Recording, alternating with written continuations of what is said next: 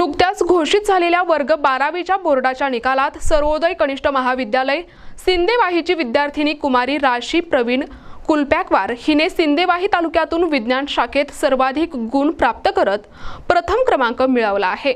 सर्वोदय कनिष्ठ महाविद्यालय सिंदेवाहीचा निकाल दरवर्षी चांगला असतो। तालुक्यात विज्ञान आणि कला या दोनही शाखेसाठी सर्वोदय कनिष्ठ महाविद्यालय सिंदेवाहीची वेगळी ओळख आहे। याही वर्षी विज्ञान शाखेचा निकाल हा 98.1% लागला। यामध्ये प्रथम कुमारी राशी प्रवीण कोलप्याकवार हिला 84% गुण प्राप्त झाले आहेत।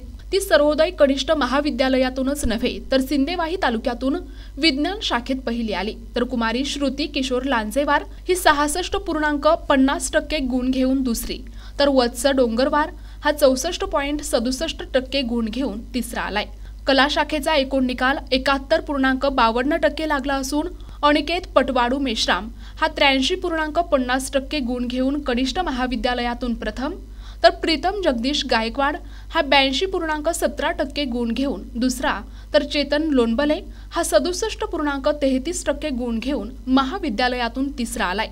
सर्वोदय कनिष्ठ महाविद्यालय शैक्षणिक दृष्ट्याच नव्हे तर क्रीडा क्षेत्रात देखील कनिष्ठ महाविद्यालयाचा लौकिक हा संपूर्ण जिल्हाभर आहे। प्रावीण्य प्राप्त आणि उत्तीर्ण सर्व विद्यार्थ्यांचे अभिनंदन।